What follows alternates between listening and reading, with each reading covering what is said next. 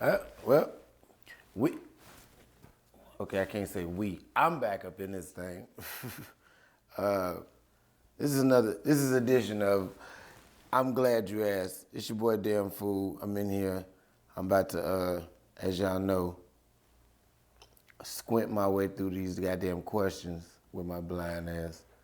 But y'all asked some interesting shit. I will say that. Like some of these questions be interesting as fuck. Like this first one, for instance. Have you ever hooked up with a lesbian like she'd had dick before? How did that go? I'm not 100% sure what the fuck that question means. Are you asking me, did she have a dick? Like she'd had dick before? Like, I don't know. I'm gonna say this. When you say hooked up with a lesbian, it's several ways you can look at that. I mean, because I done hooked up with a lot of women that eat pussy, but do that mean she's a lesbian? I don't know. You tell me. Like she'd had dick before. I'm guessing you saying have I ever hooked up with a lesbian that had dick before? But yeah, I don't know. I wouldn't know. I've never been out and met a bitch and tried to convert her, like if that's what you mean. I ain't never met a bitch that I knew was a lesbian that only liked pussy and was like, oh, I'm gonna make you take some dick tonight. But no, I ain't got nothing to prove. I ain't got time to be trying to bring no bitch back over to the dark side. I'm good. What's the worst meal a woman made for you? What was the aftermath of that? I'm glad you asked. The worst meal a woman ever made for me. I had a chick she took ramen noodles, but she called herself spicing it up. Like she cut up like red and green and orange and yellow peppers, like chopped it up in there and onions and made this pretty looking dish. But then when I looked at it, I was like, bitch, that's ramen noodles. And you took a little piece of salmon out the freezer and grilled it. And and none of it tastes like shit. Like it was terrible. It was horribly seasoned. It was too much pepper in the goddamn noodles. I almost died from all that shit. It was just ridiculous. I'm sure I've ate some worse shit than that though, cause you motherfuckers be attempting to put some shit together and it just don't be right. It just don't be right. What was your scariest moment being high? My scariest moment being high was the first time I got high. Like first time I ever smoked weed. I was with a bunch of my friends and we smoked weed in the garage, in the car, with the windows up. Dumbest shit I could have possibly done in my fucking life. We sat there and smoked all them goddamn blunts. And then when I got out the car, it's like everything was just woozy and I was kind of staggering around.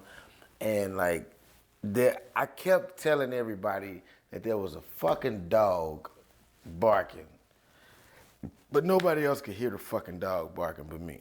And it was pissing me off because nobody else heard the dog. Then I seen the dog. Everybody was telling me they didn't see the dog. I figured everybody was trying to fuck with me. Let's just fuck with Kim because he out here and, he acting, he tweaking.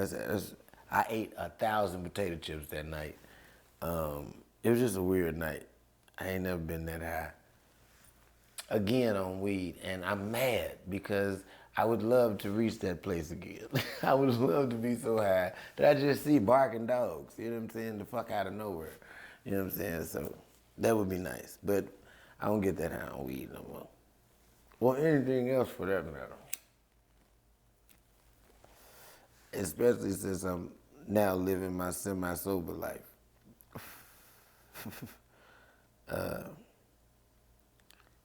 I don't have many scary moments. I have, moments that might be scary to the average person, but You know, like the time I died in Billy Mama bathroom, but you know, I died twice a night anyway, so that's normal to me.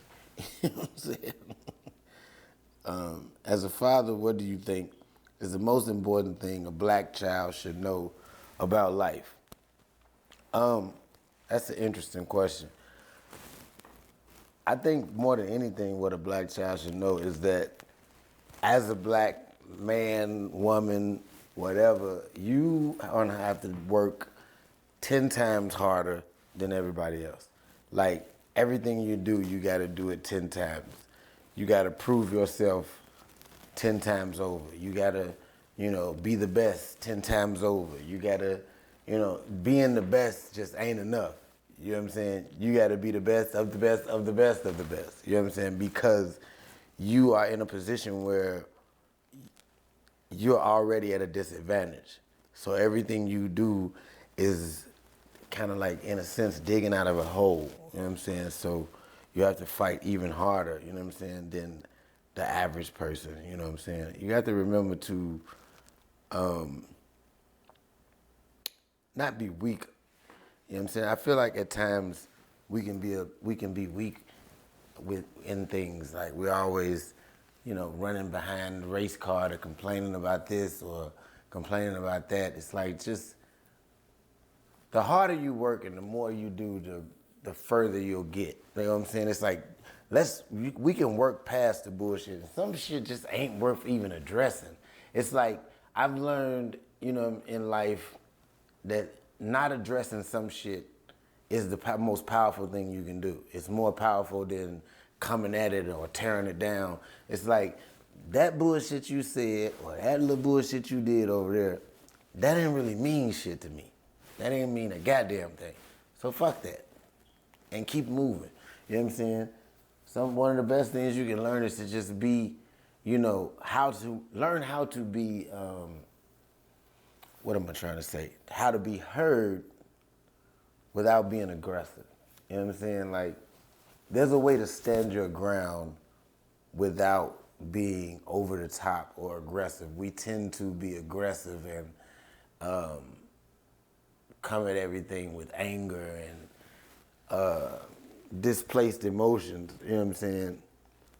And that's something that's got to stop, you know what I'm saying, in our community. It's like we need to learn how to display the emotion that we're actually feeling as opposed to just anger every fucking time. If you're, if the emotion you're feeling at that time is guilt or shame or whatever, it's like that's what you need to learn how to give off as opposed to every time dealing with everything with anger. You know what I'm saying? That's something big that you need to learn as a black child and growing up because, they already say we're aggressive.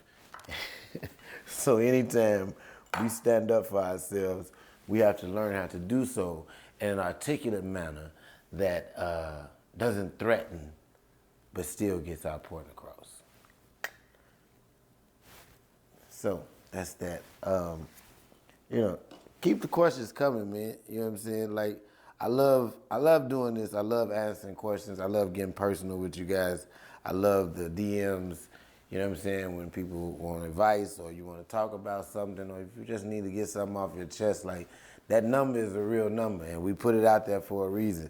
My Instagram, my Facebook, my Twitter, all of that, those message areas, is like that shit is open to y'all. You know what I'm saying? Holla at your boy.